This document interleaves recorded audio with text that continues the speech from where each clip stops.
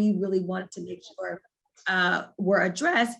But how did that happen? It happened because of the relationships that I had with legislators, or being part of, before we had Black Lives Matter, all these different things in my high school days, we had brothers and sisters taking action. That being a lobbyist and speaking up for our issues, our needs, our equality in education, all of the different things was what I guess essentially lobbying was. I just ran away from it because once again, we're looking at, well, we conceive a concept of what a lobbyist looked like. And that was supposed to be, in my eyes, a white guy who's lobbying for interest against ours. Let's say oil and gas. And not to say oil and gas, we use gas, whatever. I don't want to get caught up into the politics of it, but it was still someone who was conniving, evil, any connotation that you could identify them as that wasn't for the people. That was my concept. So not wanting to be a lobbyist, not wanting to say I was a lobbyist, because that meant I thought I was saying I'm not for the people. And so to flip that and go, oh my gosh, NAACP, as powerful as we are, we need our lobbyists. So I might ask some of you guys to help lobby, some of the issues that we have, because it's not a bad thing. It's not, we get in this concept of what's supposed to be a white space, and lobbying is not a white space. It is a space where people who look like me really, really need to become much more prevalent. And after becoming a community lobbyist, I became a registered lobbyist, which was a whole new ball game, because I was like, I actually have to register for this because people are paying me for this. And that kind of made me feel like icky, because I felt like, as a Black woman, oh, well, I should just be doing this for free. And, but in order to get your bill through committees, the stories, the testimony, all of the things that come with making us human, making our issue real, making sure that the legislators who never have to come into contact with us ever in their lives have to, for a fraction of a short period of time, see us as humans, see our stories, see what we go through. So that takes dedication. That takes a person who's like, we're going to see this from start to finish, and I'm going to galvanize and organize and get a lot of people from the community involved. And I'm going to help them understand why this is important and why we have to be a part of this process. So if we demystify it, the one thing I learned, we need more lobbyists of color. If there's anything that I've learned, we need more lobbyists of color and of women. So having said that, we really have to work on that. This is not a white space. This is our space too. Yes, I saw Ann, our professional lobbyist, saying yes, all of us saying yes. And I really liked what you said about thinking oh, this is work I'm supposed to do for free. All right, absolutely not. That's a whole different webinar, but I just wanted to uplift that. So let's just go through the next two slides a little. We'll look at them a little more quickly, because I really want to land where Portia and I have been talking all week about on the why section. So you can share the story of your family and how we'll get into it. So on this slide, we are still talking about what and who. And these, again, we're going to send them to you. You can screenshot them. But if you're like what I talked about, is this, how do I relate this? Does this really affect me? These prompts, I think, are really helpful. It's kind of a reflection, or to get you in that space. You heard about a bill on the radio, and you're like, oh, I'm mad about this. I don't know where to start, or just trying to get all of your stuff straight. I think these are really good reflection questions. They're saying who does this affect? Some strategy questions. What's my legislator like? What's the best way to talk to them? And we can go to the next slide rather quickly. Ooh, another true and false, y'all. So this is about who gets lobbied, who is the recipient of this lobbying. And I love this call to action, the call and response. Okay, you guys got to stay engaged. So you can only lobby certain lawmakers, true or false? Let's find out, Kelly. It's false. Here's the shortcut. If you're lobbying, if the person's a lawmaker, then you can lobby them, right?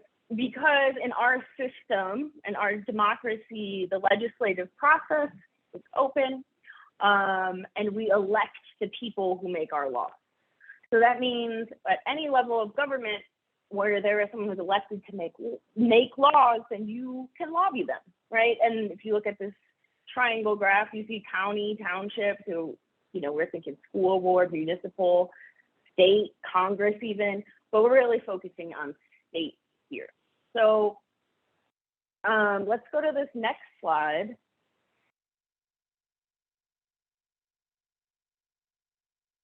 Okay. True or false, input from a community lobbyist can tip the scale when it comes to passing legislation. Kelly? It's true. I know Anne has seen this too. What happens a lot is that legislators hear too much from professional lobbyists and not enough from people who care on either side. And they're like, well, I'm not hearing anything, so what's my incentive if I'm already like really teetering to do this? Well, voters or people who live in their district can be their incentive. So on the left, it shows the death penalty repeal campaign from 2020, a very positive thing that came out of 2020. Colorado finally abolished the death penalty. I'll tell you in one sentence why community lobbying mattered. 2019, Democratic trifecta. Everyone assumes death penalty is going to pass. It's been the first time since 1930 that we've had all these Democrats, and they're the Progressive Party. It was done quietly with lawmakers and policy people. It did not pass because the lawmakers were like, I'm only hearing from the opposition. Come back in 2020 and try it again, this time doing it with a public advocacy campaign that's centered around storytelling from a very diverse range of folks. So that's one of our favorite and most straightforward case studies. And now, Portia, if you want to talk about, we're zooming out, legislative advocacy. Well, yeah, when we talk about community lobbying, because it is this effective storytelling. The death penalty had people of color on both sides, but we needed to hear from more stories. When we fast forward to me being the lobbyist for the NAACP and now assuming the position of the president of the state conference, a big part of that, if you see that picture in that slide, where you see that African-American man and that says that freedom now, that was my grandfather. He was in the 60s, the state conference president of the NAACP. Essentially, it came to him because at some point in time, there once was a point in time in Colorado where banks would not loan to African Americans. So the legislators, it took legislation for the law to change in the state to basically make lending practices equal and fair, the 1965 Fair Housing Act, if you think about that. But in Colorado, the only way you could purchase a home was if you had cash.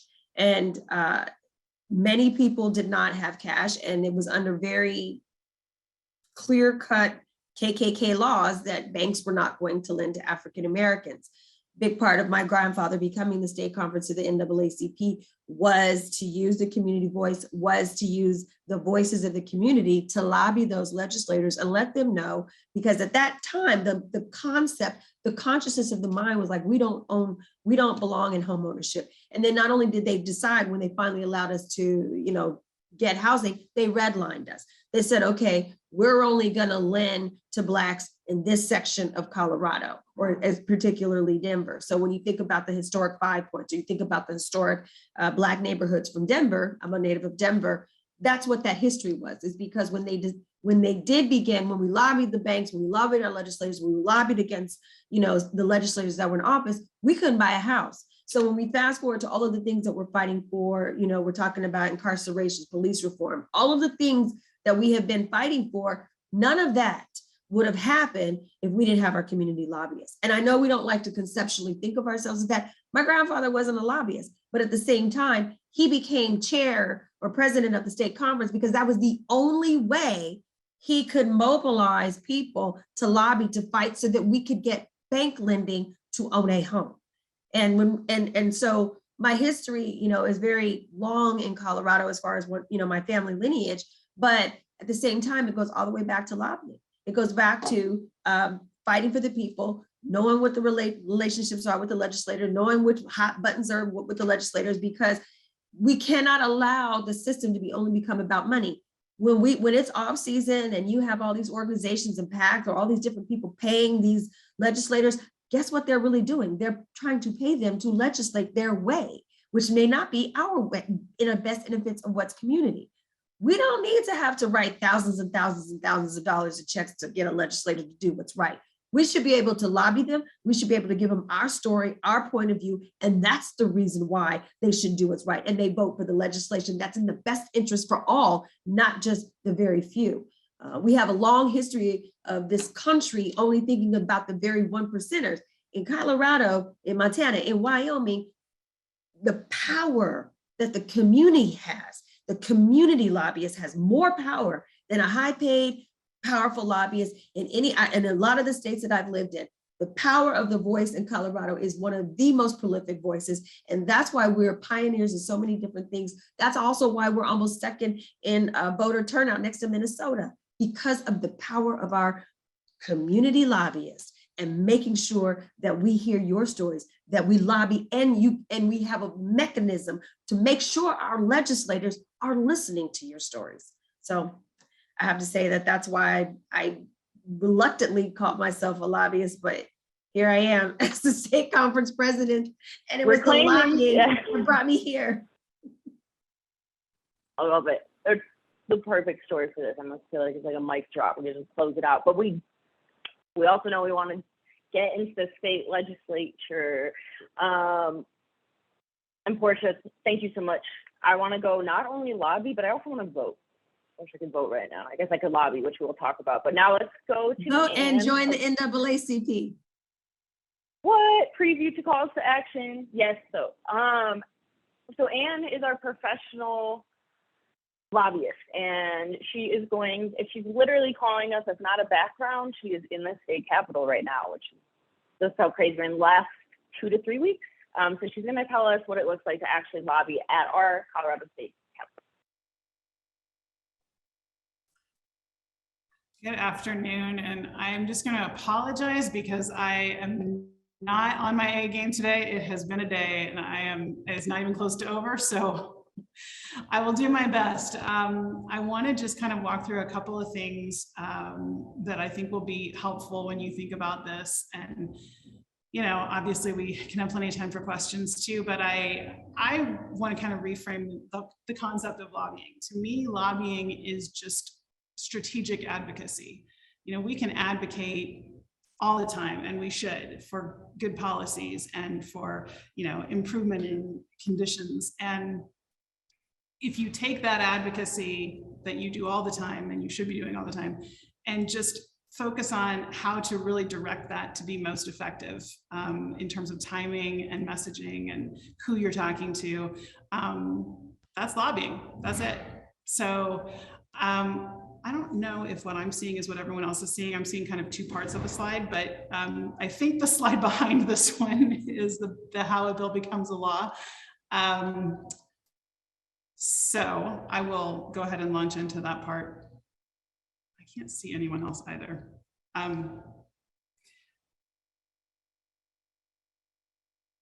So there are multiple opportunities for you to lobby, target your advocacy. And the most effective times are right before a bill goes into either a committee or on the floor, when it goes just before it goes into a vote. So you don't really need to know all of the detail in this slide. Really what you need to know are the basics of I'm just a bill on Capitol Hill. Bill gets introduced, it is heard in a committee, it then moves to the floor, or what they call the committee of the whole, which is the full body, has a final vote in that first chamber among the full body, and then moves to the second chamber, goes through essentially the same process. So the targeted times when you would want to be communicating are just before it goes into the committee, just before they have that debate on the floor in either of the two chambers, or maybe both of the two chambers if you have the ability to do that. I actually find that it's helpful to kind of shrink the time frame a little bit and try to focus on no more than a week in advance, but no less than 24 hours. Sometimes it can take more than one attempt to try to reach a legislator, either by phone or if you come down to the Capitol and want to do it in person. So if you cut it too close, then you might not reach them at all. But if you try to reach out too far in advance, you run the risk of them not really being aware of what it is you want to talk about. And sometimes, you know, they'll go, okay, that's really interesting. And by the time the bill actually comes before them, they've kind of forgotten, or they don't connect the dots and realize that that was what you were talking about when you called them a month ago. So it's really best to try to reach out, you know, in a bit of a finite period just before the vote. Is the next slide on the, how to talk to the lobbyist and how to prepare. This is really, you know, what I appreciate about these events and being able to reach out to you all and get you engaged, because I can't remember who said it earlier. I think it was probably Jen, because she's heard me say it so many times, but they get so tired of hearing from me and other contract lobbyists that are down here all the time. The legislators really do prefer to hear from people out in the world, from concerned voters and people who are impacted in community. So strongly encourage you to be the ones carrying the message every opportunity that we have.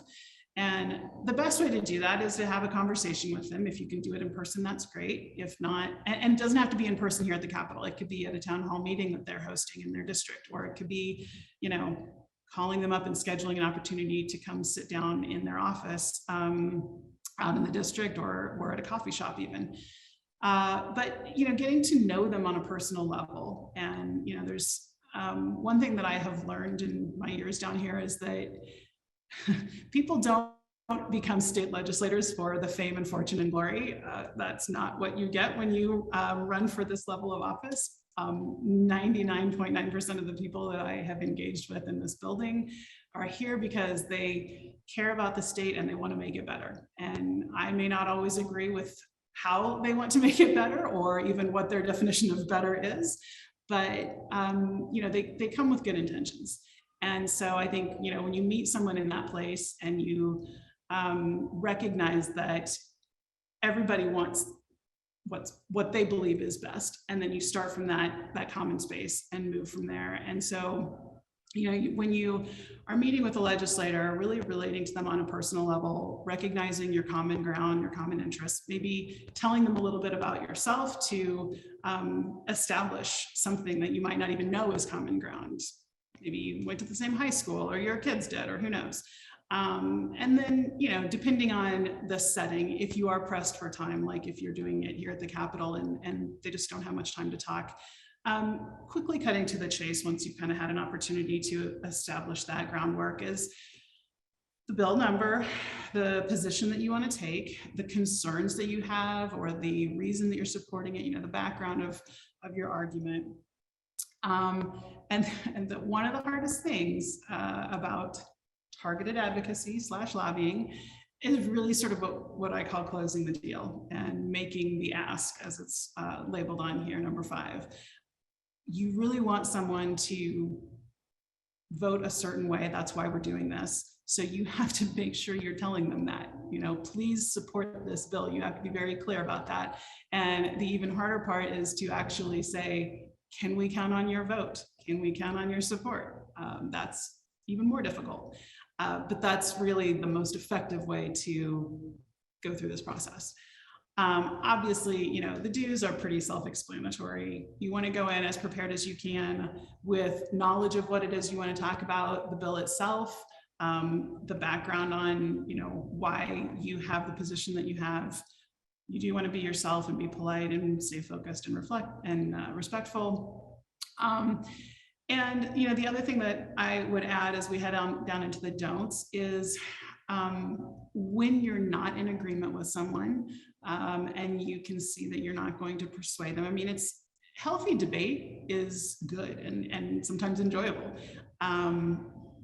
but it can quickly turn if you're not careful. And so being able to at least recognize when you have that, you know, disagreement that might be heading into a place where it may be confrontational, and being able to just kind of back out of that and say, thank you for your time. I appreciate, I understand, I respect your position, those kinds of things, being able to just kind of recognize, you know, grew up in Kansas, and the farmers around us always just said, cut bait, just recognize when it's time to just close the conversation if it's not going well. And the point about the not making multiple asks, I think the key there is to just sort of keep your message simple.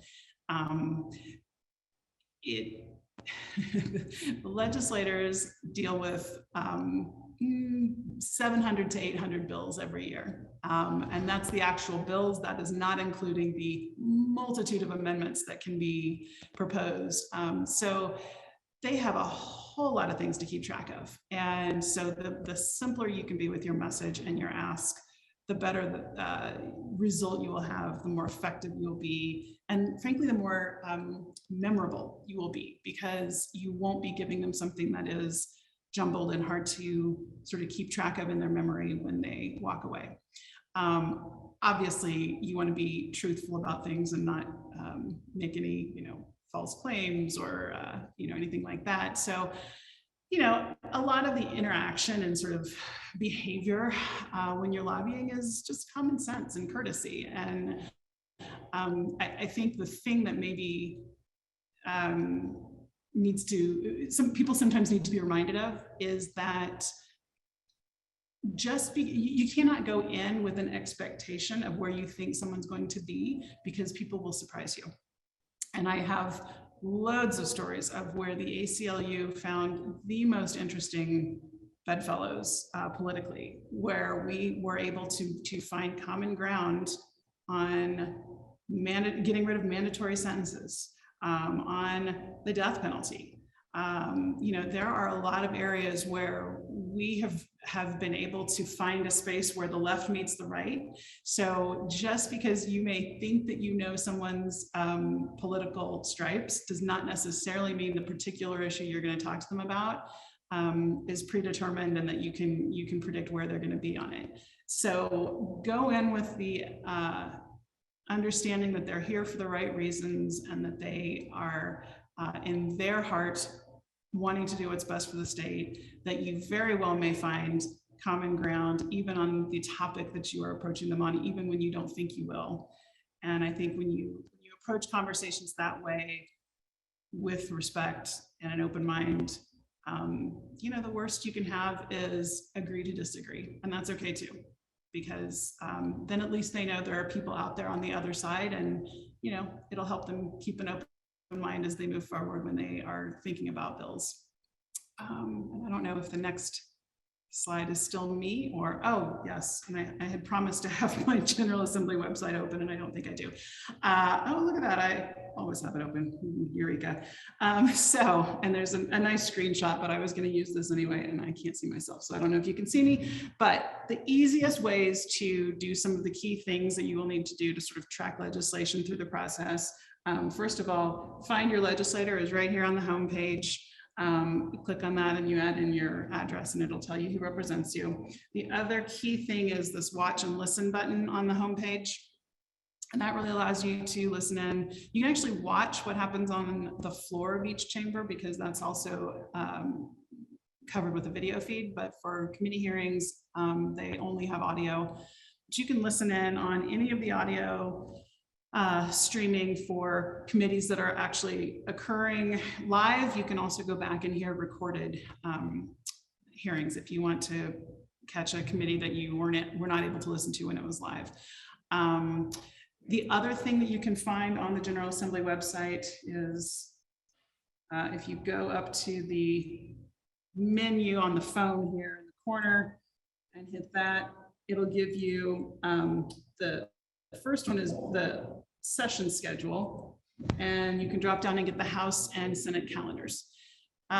This time of year, they are questionable at best, at least for beyond the next 24 hours. They're usually fairly accurate for the next 24 hours, but this time of year, bills pop up pretty quickly. So further out, less accurate, but for the most part, you can look at these calendars and see when a bill is going to be heard in committee or on the floor. And then you can go to the watch and listen button on the homepage, and then you can actually listen to the debate on a bill. There is also a way to sign up for testimony.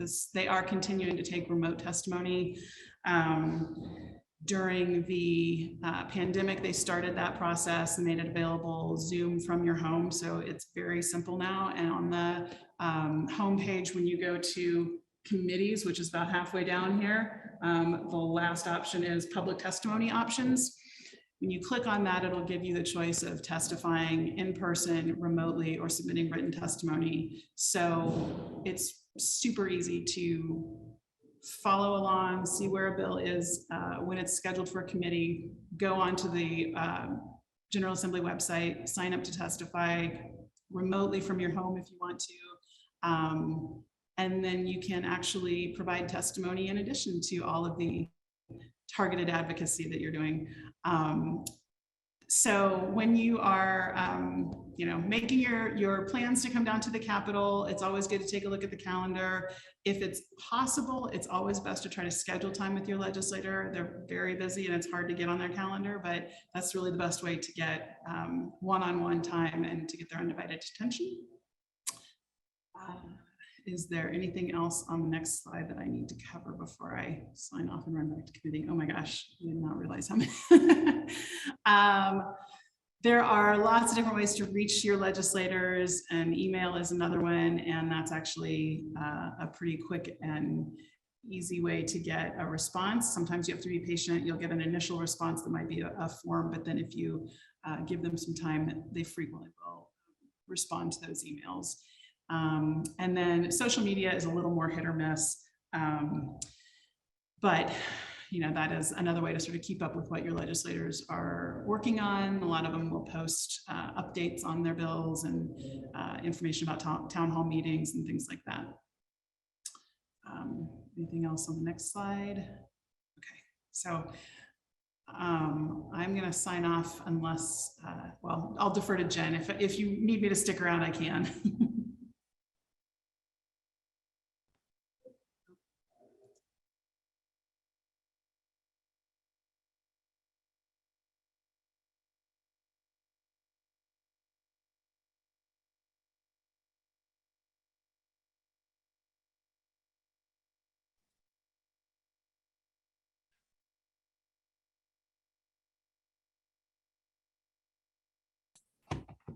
Let's try this again. So Ann needs to go. Can people hear me? Yep, we got you. Okay. Mhm. Thank you. So Ann needs to go. And so for questions, let's just see if anyone has questions for Ann specifically right now as our contract lobbyist or professional. If they come up later, we can, we have email, we promise to follow up. And because other than that, we're going to switch up the order a little, let Ann get out of here, let Taylor come on and talk about our priority bills. And then we just go straight into the call to action with Taylor and then Portia. And then if we have any questions, then we should have time for them. So let's do it. Let's make this all real. Taylor? And thanks again to Ann. Thanks, Jen, and thanks to Ann and Portia. Everyone show some love in the chat box for Ann making time out of an insane schedule right now, and also for Portia and the NAACP joining us to help be great ambassadors and partners in this project.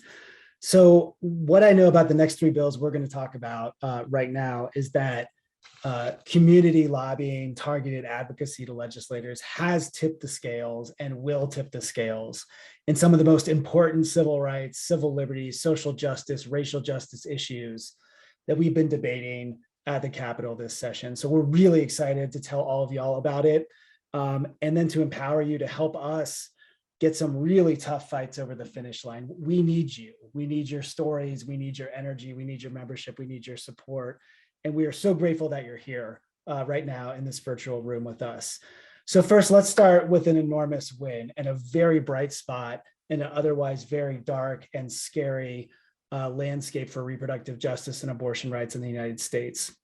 Just a couple weeks ago, Governor Polis signed the Reproductive Health Equity Act into law. And this was an enormous lift a multi-year lift led by Cobalt and Color Latina, our partners there, and many other people. And the thing that I remember most about watching the marathon sessions that got this bill passed were the stories, were the community activists, were the people who are willing to tell their journey and even share their trauma with legislators. And that's the reason that today we have abortion rights codified into Colorado law.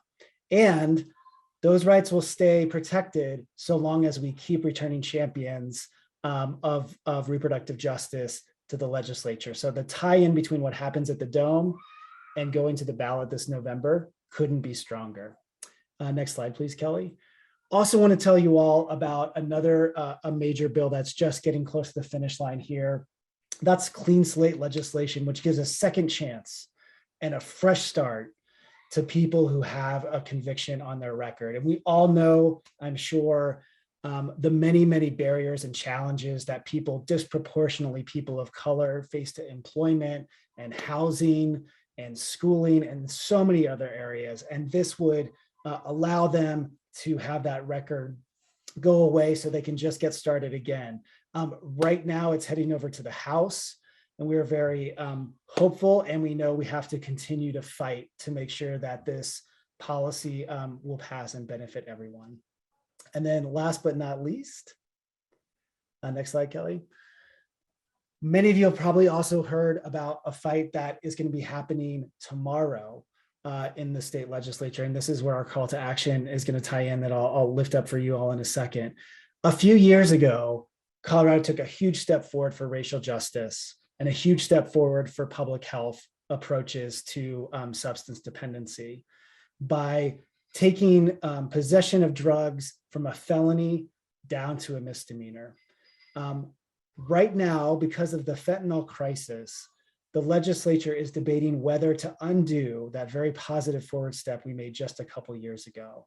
And we know that going backwards is not going to solve the fentanyl crisis. It's not going to save lives. It's not going to reduce the drug supply. We know it works. Public health, evidence-based strategies. We know that that will preserve dignity of people who are struggling with substance dependency. And we also know it will help solidify the racial justice gains that we've made over the last couple of years.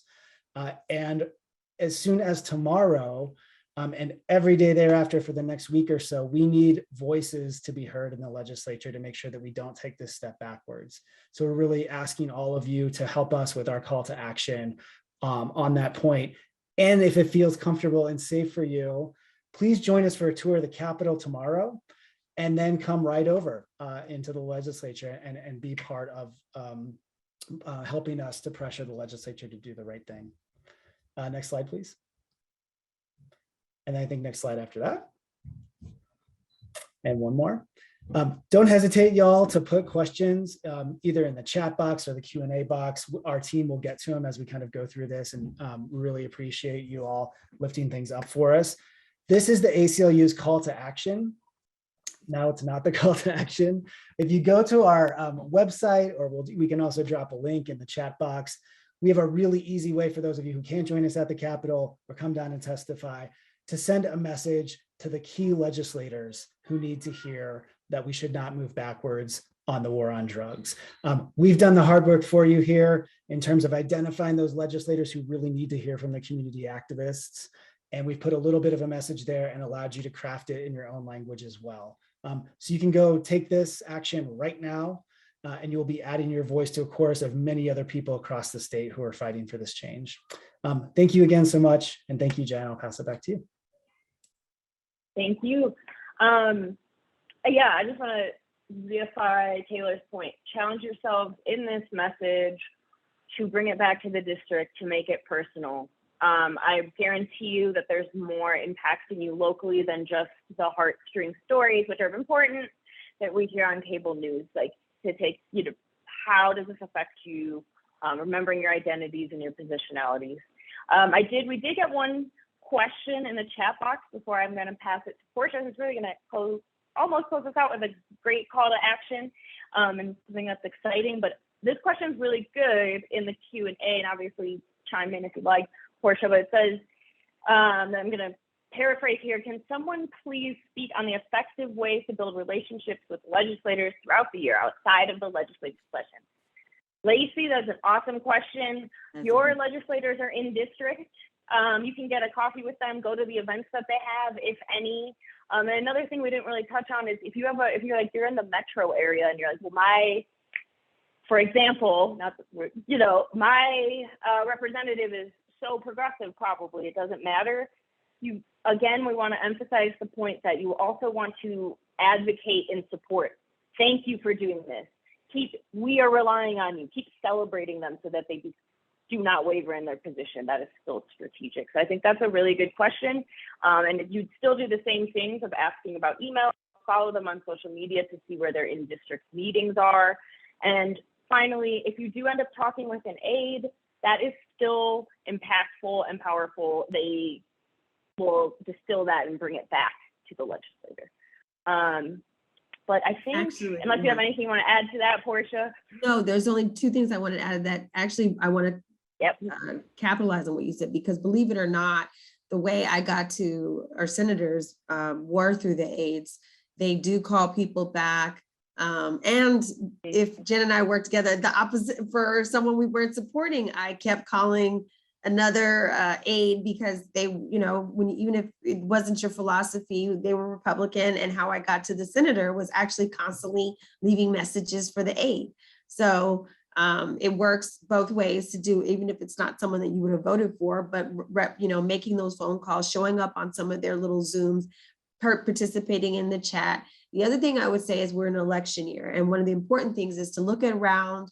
If you don't know who your legislator is, who are they running against? If they didn't support things that you believe in, there's always like every 2 or 3 years, there's shifts. So you want to also, some of the relationships that I have fostered were by actually supporting, just being a simple volunteer, because some of the candidates that were much more progressive didn't have the money some of the other people had. And me taking maybe 4 hours a week to make some calls or knock on doors helped me build relationships with some people who, guess what, got elected against all odds. Yes. So that's another way that, I don't know who your legislator is right now, but also think about volunteering and supporting candidates, because we always, I'm not a candidate, but I know they always need help, and especially women or minority candidates who can't necessarily raise as much as some of our counterparts. That's important too. That was awesome. Yes. And it's an influential time because people are still taking, your candidates are most vulnerable. You can persuade them to take a position on a policy when they're running for office at their best time, which is a whole different webinar again. But thank you so much, Portia, for pointing that out. Yes. So let's go to the next slide and talk about our NAACP call to action, or now the Rocky Mountain NAACP. And I see we have like a mix here, but we're going to drop lots of links to follow and get involved. Please follow and get involved. And I was going to tell, So the one thing you guys don't know is NAACP is for white people too. So it's only $30 to become a member. We have Pueblo, Colorado Springs, Boulder, Denver, Aurora. That's in Colorado. We have Cheyenne in Wyoming, and we also have Montana. We're building up the Montana. But I suggest you can also join the state conference, and we have committees.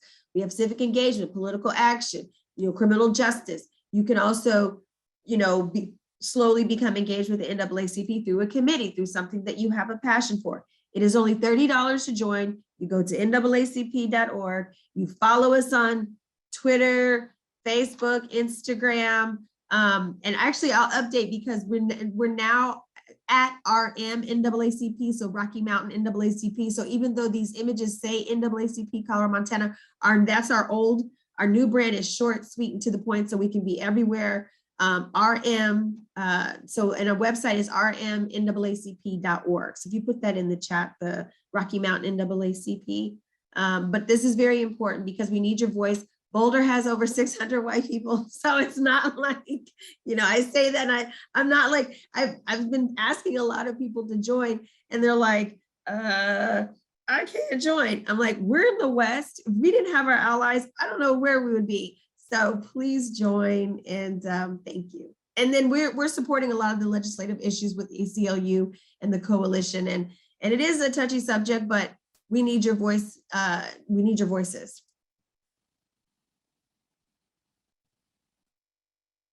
Talk about motivating. Thank you, Portia. Thank you. And again, thank you to Rocky Mountain NAACP. Can I say one other thing? Yeah, go ahead. Because some people thought NAACP was like this old people like thing or so. I mean, I'm older because I have a daughter. My daughter, she's, they think I'm like, oh, but I have some of our most engaged. We have youth, we have college, we have progressive, there's nothing as traditional about the Rocky Mountain NAACP. There's nothing traditional about it. We want all voices. We're going to be doing things for transgender kids. We're going to be doing stuff for the community. So, I just want to make sure that everybody participates. I mean, on top of our traditional criminal justice and police action, but we are for all voices and all faces and all, people who are suppressed. So please join. Yes. I'd like to echo that as another over 100-year-old organization. We are still young and relevant and come through, but really, we know like a lot of our younger folks, this is a lot. Let me tell you that the people who are in this that are older than you are so thirsty to help you and to have your involvement and have your leadership. Y'all's ideas, perspectives, are formative. So do not be shy to ever just cold email someone on an advocacy team and organization that you appreciate, like maybe NAACP or ACLU, and just ask. And also if there's students or others who have questions after that, please reach out. Anyway, next slide. And don't forget, become a member and follow Rocky Mountain NAACP. I just want to repeat back.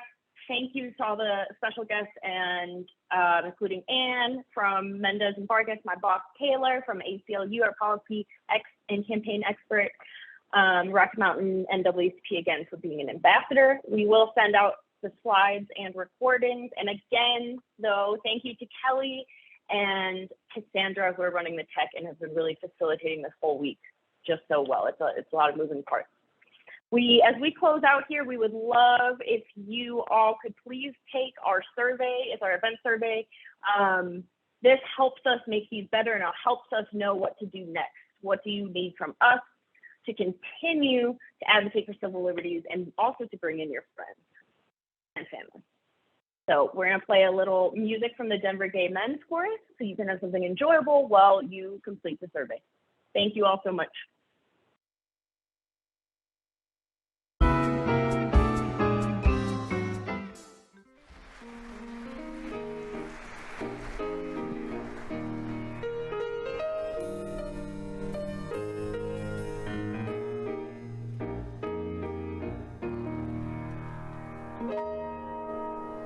When the world gets you down and there's trouble going round, when you're thrown down to the ground, you've got to stand up.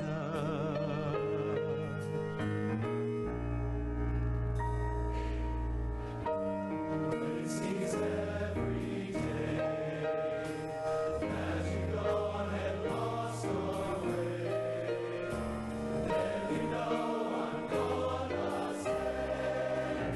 You've got to stand up and speak your truth. Stand up or step aside. Stand up and speak your truth. Speak up with pride. Stand up and speak your truth. Coming out or stepping in. Stand up and speak your truth. Let it begin.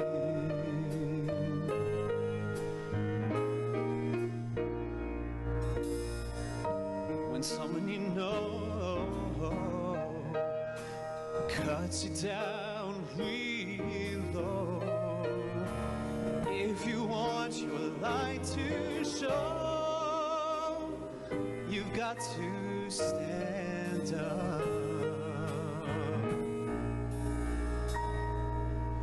On the street or in the square, in the courthouse, on the stair, there's injustice everywhere, so you've got to stand up. Stand up and speak your truth. Stand up or step aside.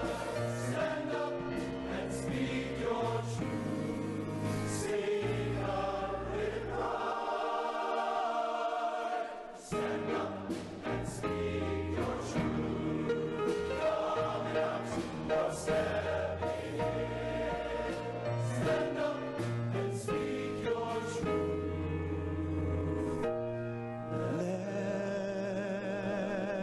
Let it begin.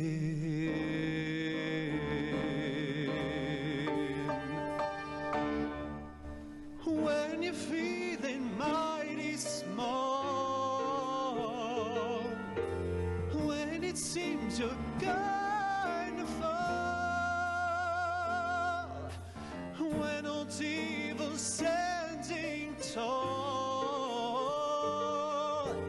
and token only crawl. When they're building that death wall, when you want to help them all,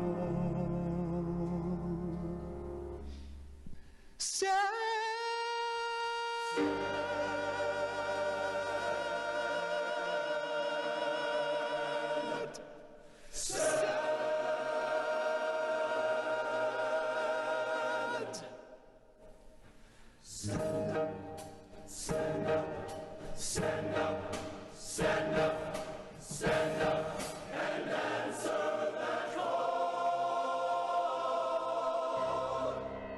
Stand up and speak your truth. Stand up or step aside. Stand up and speak your truth. Speak up with pride. Stand up